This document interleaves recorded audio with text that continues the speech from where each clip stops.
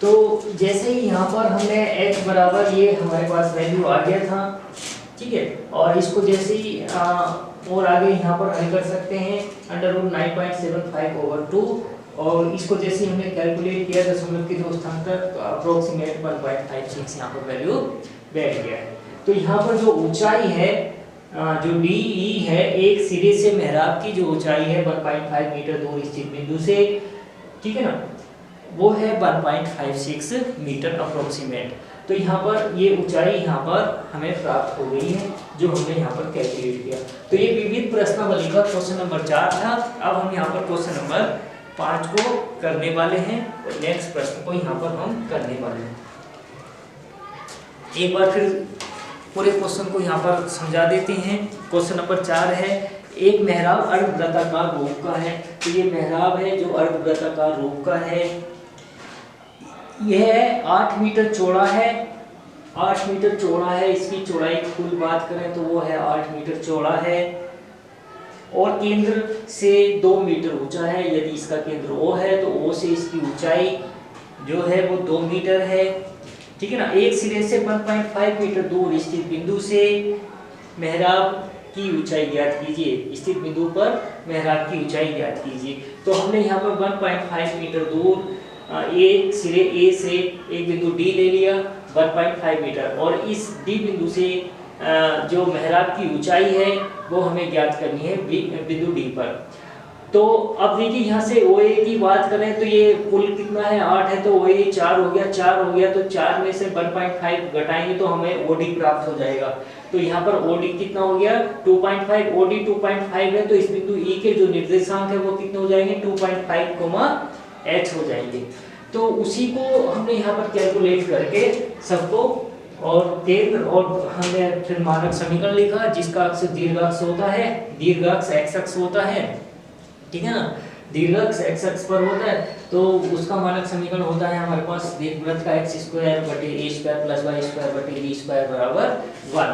तो यहाँ पर a की वैल्यू 4 है और b की वैल्यू 2 है, तो a² बराबर 16, b² बराबर हो गया यहाँ पर 4। a² b² का मान जैसे यहाँ पे हमने रखा तो हमें प्राप्त हो गया x² / 16 + y² / 4 बराबर 1। ये हमें दीर्घवृत्त का समीकरण प्राप्त हो गया। आकृति से बिंदु D के जो निर्देशांक है वो 2.5, h है, इसलिए दीर्घवृत्त का जो दीर्घवृत्त पर स्थित है। समीकरण 2 से क्या करा हमने, बिंदु D को गुजार दिया है, ठीक है ना। D जो 2 में हमारे पास वक्र है उसे बिंदु D से हमने जैसे ही गुजारा है तो समीकरण 2 से 2x के स्थान पर 2.5 और y के स्थान पर h रख दिया। जैसे हमने इसको सिंपलीफाई किया और सिंपलीफाई करके अप्रोक्सीमेट वैल्यू हमारी आ गई 1.56 और h की वैल्यू आ गई 1.56 मीटर अप्रोक्सीमेट। अब हम यहाँ पर इसके नेक्स्ट क्वेश्चन को यहाँ पर करने वाले हैं। क्वेश्चन नंबर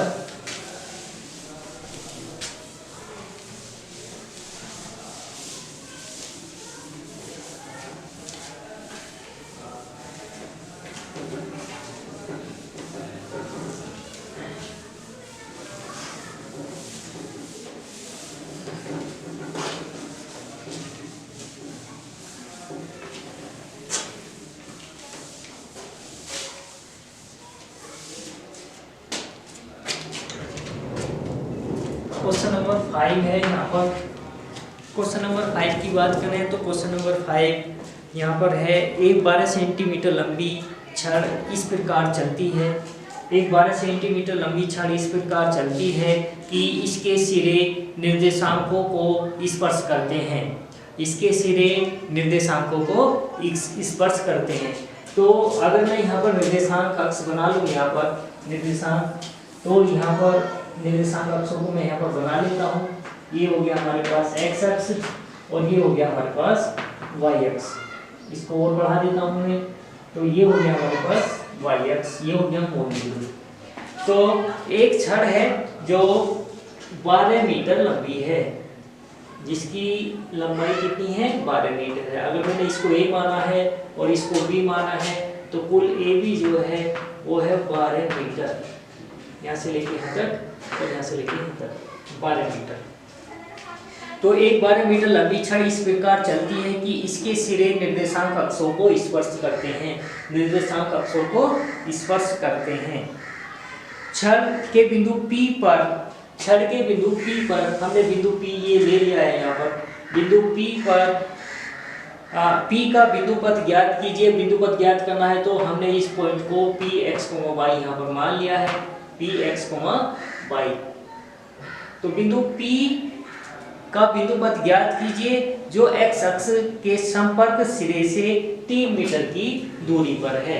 तो ये यहाँ पर जो है वो 3 मीटर की दूरी पर है। तो ये कितना बचा यहाँ पर कितना बचा यहाँ पर, ये हो गया 9 मीटर। कितना हो गया, 9 मीटर हो गया।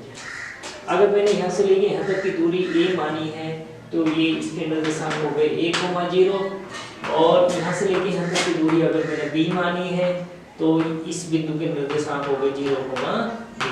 तो यहाँ से पाइथागोरस से यहाँ से ए बी कितना आ जाएगा, ये। तो हमें क्या करना है, क्वेश्चन नंबर 12 में बिंदु P का बिंदु पथ ज्ञात करना है। बिंदु P का बिंदु पथ ये हमें ज्ञात करना है। अब देखिए चूंकि ये जो छड़ है, ठीक है ना, जो छड़ है ये निर्देशांक अक्षों को स्पर्श करती हुई क्या है, खिसक रही है या घूम रही है।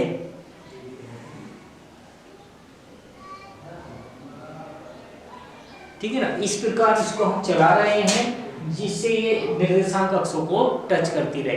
तो इसका जो बिंदु पथ है वो हमें प्राप्त होने वाला है दीर्घवृत्ताकार। कैसा बिंदु पथ प्राप्त होने वाला है, यहाँ पर दीर्घवृत्ताकार बिंदु प्राप्त होने वाला है, क्योंकि इनकी देखते हैं यहाँ पर किस प्रकार का प्राप्त होगा। तो ये यहाँ पर इनके बीच की जो दूरी है वो फिक्स है, बीच की जो दूरी है वो फिक्स है। तो यहाँ पर इसका जो बिंदु पथ है वो देखते हैं यहाँ पर किस प्रकार प्राप्त होता है। तो बिंदु P का बिंदु पथ हमें ज्ञात करना है। मान लेते हैं, माना बिंदु P क्या है, x, y है। आकृति से छड़ की लंबाई AB बराबर कितनी, 12 मीटर। तो AB यहाँ पर कितना हो गया, यहाँ पर 12 मीटर, वो हमको दे ही रखा है, ठीक है ना। बिंदु A के निर्देशांक कितने, 1,0। बिंदु B के निर्देशांक कितने हो जाएंगे, 0,b।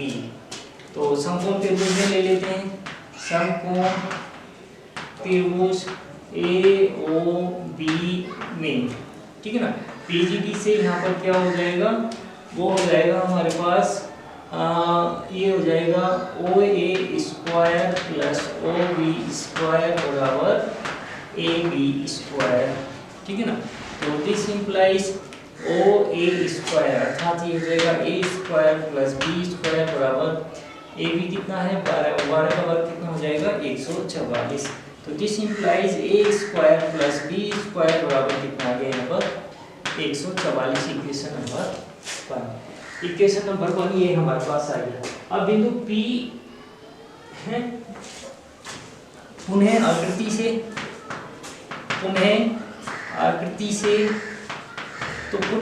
से हम जब देखेंगे तो यहाँ पर AP कितना दे रखा है, 3 मीटर दे रखा है। छड़ की कुल लंबाई थी 12 मीटर, तो यहाँ पर PP कितना हो जाएगा, 9 हो जाएगा। तो यहाँ से हमारे पास अनुपात आने वाला है AP और PP का। तो आकृति से AP बराबर है 3 मीटर, है AP बराबर 3 मीटर और BP बराबर, चूंकि AP बराबर 3 मीटर इसलिए